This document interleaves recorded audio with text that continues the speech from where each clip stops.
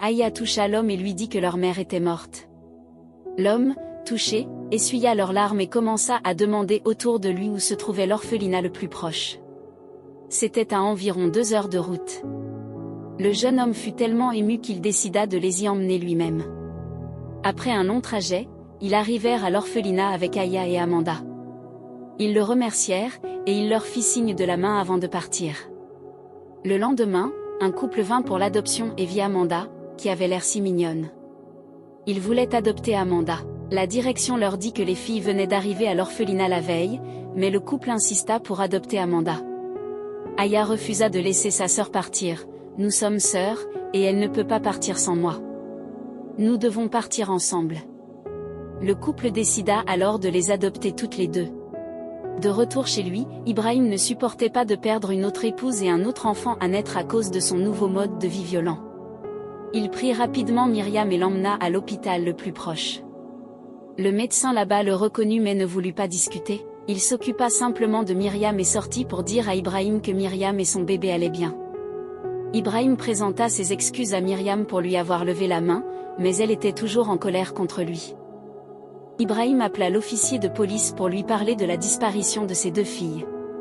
2 jours plus tard, un appel arriva sur le téléphone d'Ibrahim. C'était son ami policier. Ibrahim répondit précipitamment, espérant de bonnes nouvelles. L'officier dit à Ibrahim que ses filles se trouvaient à l'orphelinat, mais il ajouta ensuite que les enfants avaient été adoptés par un couple qui avait donné une fausse adresse. Ibrahim fut brisé de cœur et des larmes coulèrent sur ses joues. Il commença à se remettre en question. Comment ai-je pu perdre mes filles à cause de mon insouciance?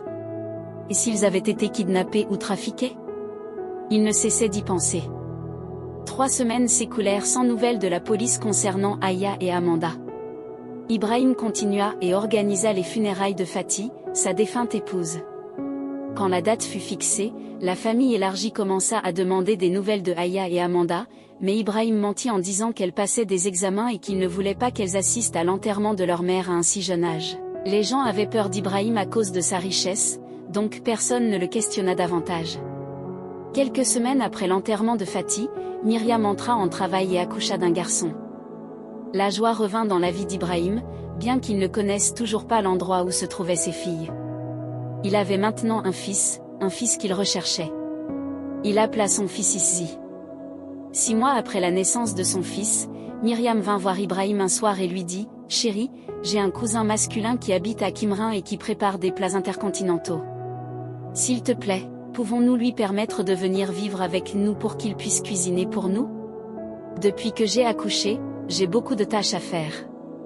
Sa présence peut m'aider. » Ibrahim accepta sa demande, et 2 jours plus tard, Moussa arriva chez Ibrahim avec ses bagages. Quelques jours après que Moussa eut commencé à vivre avec eux, il commença à se plaindre à Myriam. Il dit qu'il n'était pas à l'aise avec la façon dont Ibrahim la touchait. Myriam lui demanda d'être patient. « Une fois que je convaincrai Ibrahim de léguer tous ses biens au nom de notre fils, alors nous pourrons aller de l'avant et le tuer. » Moussa accepta joyeusement et étreignit Myriam. Ils commencèrent à célébrer leur projet avec de la musique forte.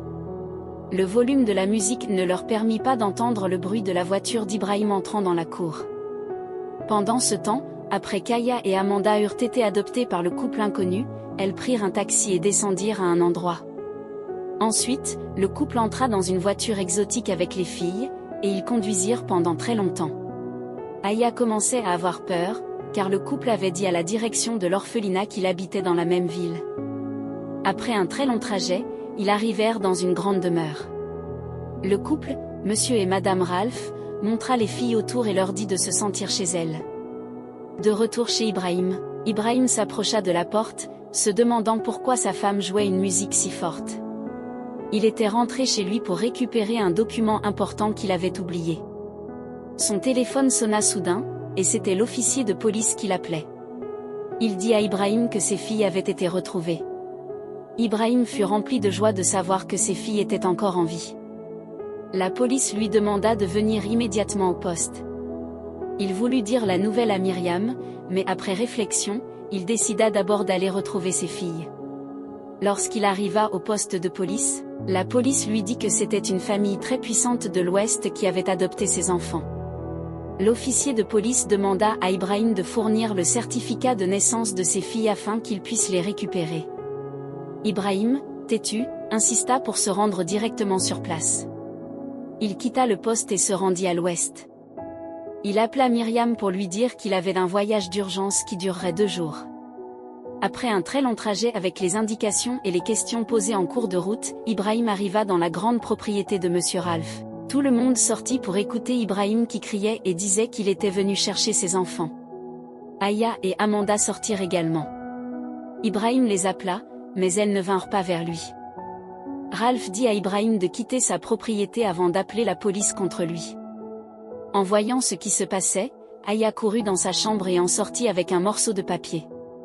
Elle le remit à Monsieur Ralph pour qu'il le donne à leur père. Il prit le morceau de papier en quittant la maison en larmes, voyant ses enfants le rejeter. Ibrahim entra dans sa voiture et ouvrit la lettre qu'Aya avait écrite. Elle disait « Cher papa, ta nouvelle femme nous maltraite en ton absence et elle nous force à faire des tâches réservées aux adultes. Elle nous laisse pendant des heures sans nourriture. Le jour où ma sœur et moi partagions une assiette de nourriture, elle l'a renversée sur moi. Papa, tu as battu notre maman enceinte et elle saignait. Je suis venu dans ta chambre te supplier de l'emmener à l'hôpital. Ta nouvelle femme m'a crié dessus et m'a chassé de ta chambre. J'ai lutté avec ma mère et ma sœur cette nuit-là, mais notre mère n'a pas survécu. Nous sommes revenus en pleurs, nous venions de perdre notre mère, et pourtant tu nous as laissés dans le salon pour aller dans la chambre avec ta nouvelle femme. Fatima et moi avons dormi sur le sol et Fatima a attrapé un rhume. Tu ne t'es jamais préoccupé de nous. J'ai décidé d'être une mère et un père pour moi-même et ma petite sœur Fatima. Ta femme complotait pour nous tuer avec l'homme appelé Moussa et ensuite t'empoisonner. Si tu vois cette lettre, sache simplement que ma sœur et moi avons quitté la maison. Tes filles dont tu ne te soucies pas, Aya et Fatima. Après avoir lu la lettre, Ibrahim pleura beaucoup. Il conduisit directement chez lui pour confirmer si Moussa était le même homme que sa femme avait présenté comme son cousin. Ibrahim arriva très tôt le matin. Il ouvrit lentement la porte avec ses propres clés. Quand il entra dans sa chambre, il ouvrit la porte et vit Myriam endormie, enlaçant Moussa sur leur lit matrimonial. Ibrahim fut choqué, en colère et le cœur brisé. Il se mit à pleurer. Chez Ralph, Ralph demanda à Aya comment elles étaient arrivées à l'orphelinat si leur père était toujours en vie. Aya expliqua tout à Ralph et comment la nouvelle femme de leur père les maltraitait et voulait les tuer. Ralph promit qu'il ne laisserait aucun mal leur arriver. Chez Ibrahim, Ibrahim ferma lentement la porte, monta dans sa voiture et partit de la maison. Il s'arrêta à un endroit, rempli de regrets et de chagrin. Il réalisa qu'il avait perdu sa femme qu'il aimait et ne l'avait jamais trompée, et les filles qu'il n'avait jamais chéries étaient adorées par d'autres. Il partit à la recherche de diamants et perdit de l'or. Ibrahim se promit qu'il ramènerait ses filles à la maison. Une autre réalisation s'imposa à lui, si Myriam dormait avec Moussa, cela signifiait que l'enfant qu'elle avait donné naissance n'était probablement pas le sien. Il fut à nouveau brisé, mais il décida qu'il allait régler les comptes avec Myriam et Moussa. Alors, il arrêta de manger chez lui pour éviter d'être empoisonné. 2 jours plus tard, Ibrahim revint chez lui et trouva Moussa nourrissant Myriam. Il passa simplement devant eux et connecta son téléphone à l'enceinte du salon. Myriam fut choquée d'entendre tout ce qu'elle avait discuté avec Moussa à travers les haut-parleurs, même lorsqu'ils étaient intimes. Plus tard ce soir-là, quand Ibrahim se retira dans son lit et s'endormit, Moussa et Myriam entrèrent dans sa chambre. Ils sortirent un pistolet et le pointèrent sur la tête d'Ibrahim tandis que Myriam sortait quelques documents et les lui donna en lui demandant de les signer. Ibrahim lui demanda pourquoi elle lui faisait cela. Il lui demanda comment elle l'avait piégé. Myriam lui dit toute la vérité, expliquant que Moussa avait entendu Ibrahim au bar, parlant de son désir d'avoir un fils. Moussa avait alors décidé de le suivre et de planifier tout cela. Myriam était déjà enceinte avant de rencontrer Ibrahim. Ibrahim réalisa qu'il avait été joué tout ce temps. En douleur, il fit signe aux policiers qui entouraient le bâtiment. Ils entrèrent et arrêtèrent Myriam et Moussa. 2 jours plus tard, quelqu'un appela Ibrahim au téléphone. C'était Ralph, qui l'invitait chez lui. Ibrahim ne perdit pas de temps et s'y rendit rapidement. Après un long voyage, les enfants étaient prêts à rentrer chez eux avec leur père. Monsieur Ralph dit à Ibrahim que ses filles étaient très intelligentes et avaient aidé à sauver leur famille. Ibrahim remercia Ralph et promit de ne plus jamais négliger ses filles. Ralph dit à Ibrahim qu'il allait donner aux filles 30% de ses biens. Ibrahim fut très touché. Il dit aux filles de rester pour les vacances et qu'il reviendrait les chercher. Alors qu'Ibrahim conduisait, il s'arrêta dans un endroit calme et se mit à parler tout seul. Ce que je détestais est le meilleur pour un autre. Ce que j'ai négligé, un autre l'a adoré.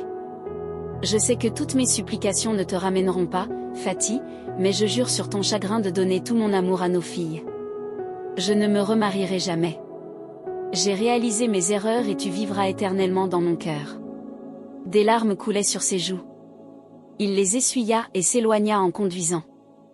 La leçon morale de cette histoire est que nous devons comprendre que les enfants sont des cadeaux de Dieu. Le sexe n'a pas d'importance. Appréciez ce que vous avez et ne publiez pas toujours vos problèmes dans des lieux publics, car quelqu'un pourrait les utiliser contre vous. Dites-nous en commentaire de quel pays vous nous suivez. Merci de faire partie de la grande famille. Prenez bien soin de vous et que Dieu vous protège.